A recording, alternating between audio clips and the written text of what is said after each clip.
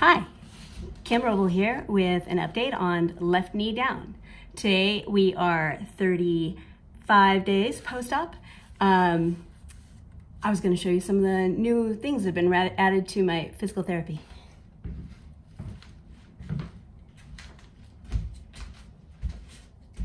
So the big thing that changed with my last physical therapy session was they had me working without my brace, and they added a resistance band. So basically what we ended up with is this. Wow, who am I kidding?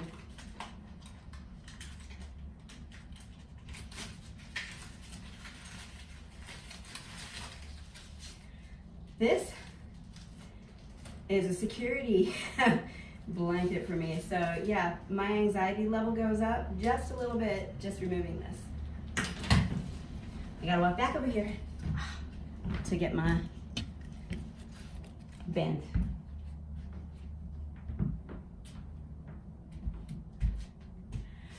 Today I'm using an extra light green band. The company is Fit Simplify, and I bought it when I was doing some beach body workout that was insane, and I realized, oh, my cardio is terrible. I'm much better with weights, so I'm a big fat quitter. Anyway, so I get insecure, even though I could be able to do this. I like that reassurance. So the band goes just above your knees. I typically do squats that are actually more turned out and a little more plie based, but again, because of my injury, I'm not able to do that yet without compromising that ligament. So we'll stick to straightforward and kind of underneath the hips. Oh, so basically, I do 10 sets of each, and I end up doing 3 sets. So that ends up being 60 squats. I'm using a 12-pound weight today. And even though my arms feel like, oh, I could go up, I don't know that my knee could take that. So I'm not gonna compromise anything, and I'm gonna stick to what I'm told from physical therapy. So the first set of plies we do basically is just squat, reach, and we do 10 of those. 3, 4, 5. I try to pay attention to my knee tracking. 7, sorry, I'll forget where I am.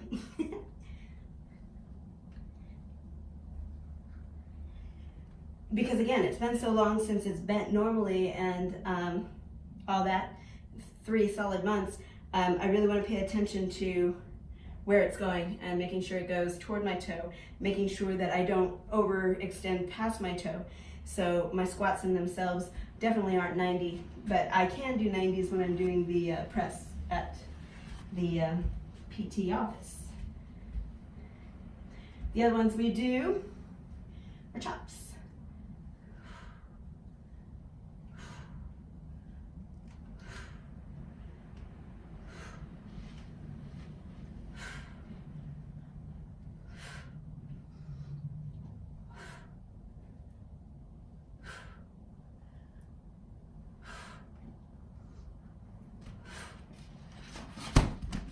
On day one I did these, day one, the first thing I realized was that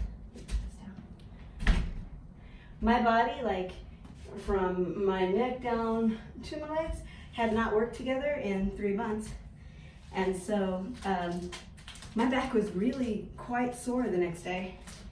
Not a bad thing, but I just wasn't prepared for it because I didn't expect it. Anyway, so I do 3 sets of each of those, and that's about it. Today I did, well, I'm sorry, that's not about it. I do a ton of other stuff. I've shown you most of it already.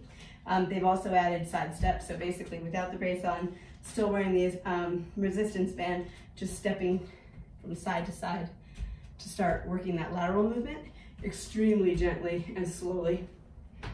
So today I decided to do P90X Kenpo, and obviously I had to modify, hugely modified.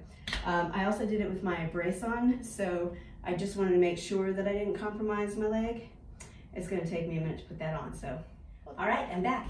So basically, I have a clipboard that I typically keep all my workouts on for P90X. What I do is I go ahead and include, give me a sec. It's because I said it out loud. I'm a mess now.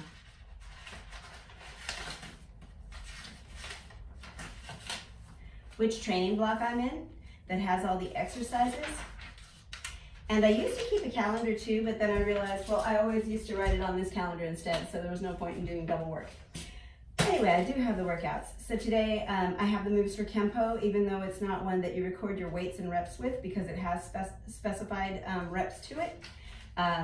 So I just have that. So basically the big discoveries I made is, again, I can't twist that knee like you typically do, but it still worked out okay because I can start doing lunges based on what the physical therapist said. Again, I don't want to go over 90, I don't want to go past my toe. I just want to start putting some weight on it. So I would unlock it. And so, like, for instance, the first move is just twist and pivot. I'm gonna leave that one out because that's just lame. Anyway, so for instance, jab cross. You know, it's easy enough to keep my damaged leg in front, not angle it too much so I'm more over it. And then as I do it, just plie on it a little bit and just do jab cross. And so I'm not twisting that needle. So again, even though I'm in the slightest bit of a lunge, it's just jab cross and I'm kind of working the torso, but I'm not putting any kind of strain on my actual knee, putting a little tiny bit of weight on my quad, little tiny bit of weight on my calf, but that's about it. So easy peasy. What were interesting things? So most of like the switches, the hook uppercut switch and the jab cross switch and all that, I can't be jumping on that knee yet and I already know it. I jump on this leg just fine, but I also don't want to over tax this leg or continue to overbuild it because I already got a lot of work to do to make this one catch up. So again, on the hook uppercut switch and all that, basically what I ended up with doing was getting off this mat and on the floor so that I could pivot on my good foot and just lift up that leg. The other option again is just hook uppercut with a jump on my good foot. You know what I mean? So that wasn't so bad. When I got to the kicks were a challenge for obvious reasons. So one of the things you're not supposed to do with an ACL repair is an open chain exercise. And an open chain exercise is anything that doesn't have stability like on both ends. So that is open chain. There's nothing stabilizing my foot or my toe, and so I'm not supposed to do those. So for the little kick series, like the front kick, side kick, back kick, all that, I just went ahead and locked it to avoid drama. So basically, you know, while you're doing front kicks like normal, you know, on the other side, you're just doing like kick line. Woo! Anyway, that's okay because you're still working your quad and you're still letting your other side kind of get that workout. Same with the side stuff, because again, I didn't want to put too much pressure on this leg, so I chose not to unlock it, to do just, you know, my little side kicks. And for this side, it was just a lift, but that's part of my PT stuff anyway, so that worked out well. Blocks are super easy. You're supposed to be in horse stance, which again, I can't get too wide on my plie, but it's easy enough to have a low plie, or a low stance, a high squat, and just do your block. You know what I mean? Easy.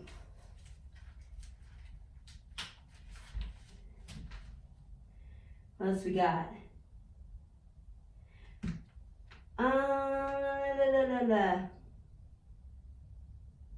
I love high sword, low hammer. It's my favorite. It's my favorite move out of the whole workout.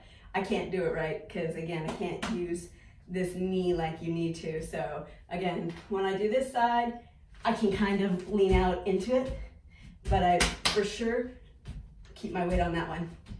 When I go this way, because I can't really bend that knee because I don't want the lateral movement on it, it just gets really lame because I'm like just stepping out, but it's better than nothing. Doing the hook uppercut, low side kick. Again, you're kind of in this position where you can do some, but not all. So you kind of end up with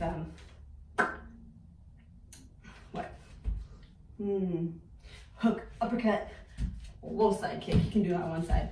The other side, you know, you end up with what? Hook, uppercut. Oops, I did that back. Hook, uppercut. Dance move. Anyway, but at least you're doing something. I forgot to do my vertical punches. I got to add those.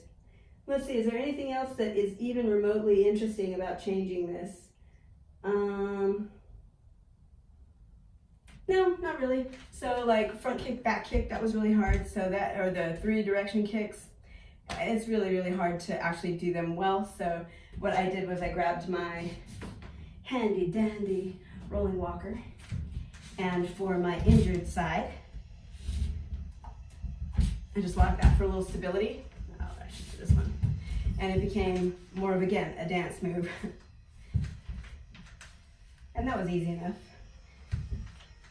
Now, being that I can't manipulate my body the same way because of the knee, doing the other side, you know, I could do more of a kick, but I couldn't do the same level of what it had to be. But it's still a good workout. Still got my heart rate up a little bit, gave me an opportunity to do something with this stuff. And yeah, it wasn't so bad. So that's my little bit of advice for the Kenpo thing. If you're working that bum knee or whatever you've got going on, again, protect it. Don't knock yourself out and set yourself back. Go ahead and modify. Because doing modified and getting something done is way better than sitting on your butt and doing nothing and getting completely out of practice. So that was my day. I had a good time. Working out always makes me feel so much better and so much more human. I'm like, oh, I'm gonna get through this. So thank you for joining me today and watching my video. If you like this sort of thing, please like and subscribe. Again, my name is Kim Roble. Thank you so much for watching. Have a wonderful, wonderful day and do your best.